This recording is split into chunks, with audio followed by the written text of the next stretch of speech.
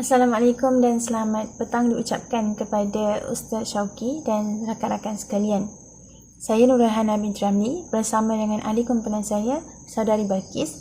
Hari ini kami akan membentangkan tugasan yang bertajuk Konflik Fatwa Aktiviti Yoga dan Poco-Poco Antara Negeri di Malaysia.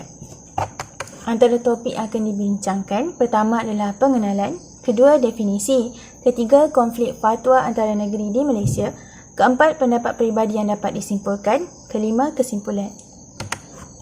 Pertama sekali kita masuk kepada pengenalan. Seorang mufti memainkan peranan penting dalam menjadi tempat rujukan kepada persoalan-persoalan yang timbul dalam kalangan masyarakat. Mufti telah wujud sejak zaman baginda Nabi SAW lagi, dan baginda merupakan mufti yang pertama dan diteruskan oleh para sahabat, seterusnya tabi'in, tabi'in dan sehinggalah ke hari ini. Seterusnya kita masuk kepada definisi.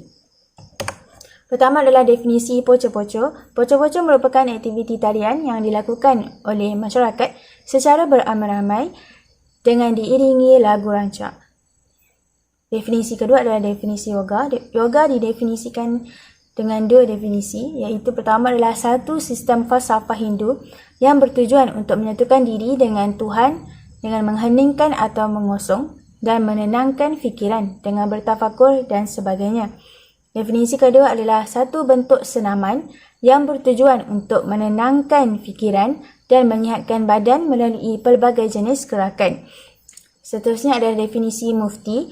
Mufti adalah seorang yang pakar dalam bidang hukum syarak yang cukup syarat ijtihad dan menjawab persoalan yang telah diajukan kepadanya, dan jawapan itu disebut sebagai fatwa.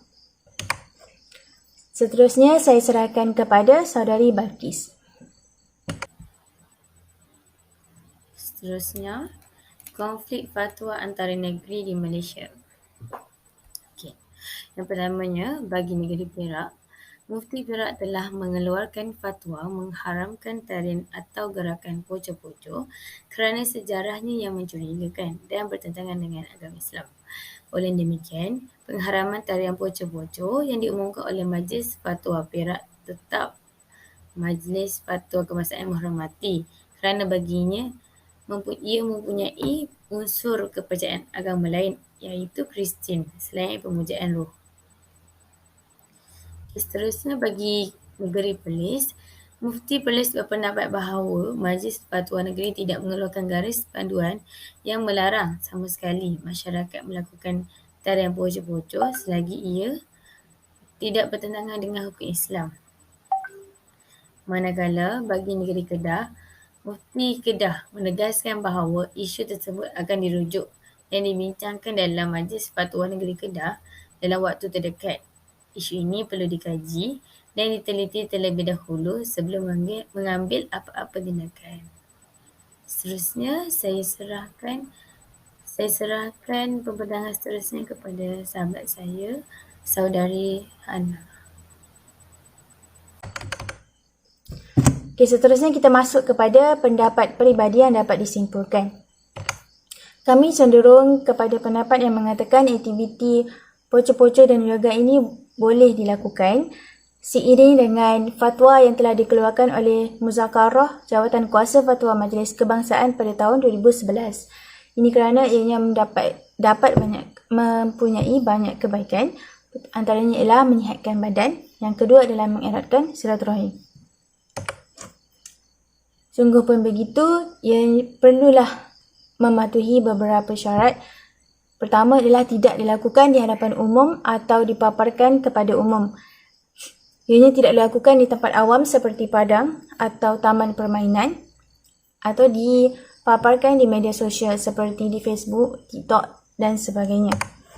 Syarat yang kedua, ianya dijalankan dalam tempat yang tertutup bagi memelihara aurat wanita.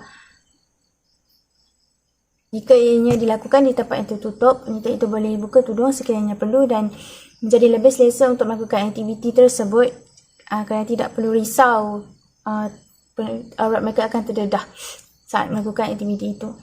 Allah Subhanahu Wa Taala berfirman dalam surah An-Nur ayat 31, Bismillahirrahmanirrahim. Wa qul lil mu'minati yaghdudna وقل للمؤمنات يغضضن من أبصارهن ويحفظن فروجهن ولا يبدين زينتهن إلا ما ظهر منها. Yang bermaksud, dan katakanlah kepada perempuan-perempuan yang beriman supaya menyekat pandangan mereka daripada memandang yang haram dan memelihara kehormatan mereka, dan janganlah mereka memperlihatkan perhiasan tubuh mereka kecuali yang zahir daripadanya. Syarat yang seterusnya tidak mengandungi unsur-unsur penyembahan atau ritual agama lain. Ini kerana ianya akan menggugat akidah seseorang Muslim. Allah Subhanahu Wa Taala berfirman dalam surah An-Nisa ayat 48, Bismillahirrahmanirrahim. Inna Allah la yaghfiru an yushraka bihi wa yaghfiru ma duna dhalika liman yasha. Yang bermaksud, sesungguhnya Allah tidak akan mengampunkan dosa syirik, mempersekutukannya dengan sesuatu apa jua, dan akan mengampunkan dosa yang lain dari itu bagi sesiapa yang dikehendakinya menurut aturan syariatnya. Dan sesiapa yang mempersekutukan Allah dengan sesuatu yang lain, maka sesungguhnya ia telah melakukan dosa yang besar. Surah An-Nisa ayat 48. Okey, seterusnya saya akan meneruskan pembentangan iaitu kesimpulan. Dari perbincangan di atas dapat disimpulkan bahawa Mufti memainkan peranan yang lebih dalam menjadi rujukan bagi umat Islam di Malaysia. Terdapat pelbagai fatwa yang diputuskan dalam berbagai bidang kehidupan, sama ada muamalat, ibadat hinggalah ke bidang sains dan teknologi. Muzakarah Jawatan Kuasa Fatwa Majlis Kebangsaan berpendapat bahawa tarian pocoh-pocoh boleh dilakukan selagi mana tidak bertentangan dengan syarak dan tidak melanggar garis panduan yang ditetapkan.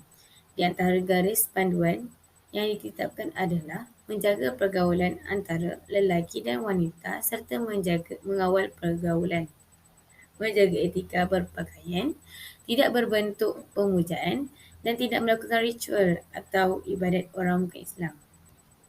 Jadi, jika berdasarkan garis panduan itu, kita tidak ada halangan. Tambahan lagi, kita dimaklumkan tarian pocoh-pocoh sudah dibuat dengan pelbagai cara dan ada juga pandangan menyatakan ia baik untuk kesihatan. Namun begitu, masyarakat Islam mestilah berhati-hati dan melihat garis panduan yang ditetapkan. Sekiranya tidak melanggar iaitu garis panduan dan mendatangkan kesihatan, ia dibolehkan. Sekian sahaja daripada grup kami. Sekian, terima kasih.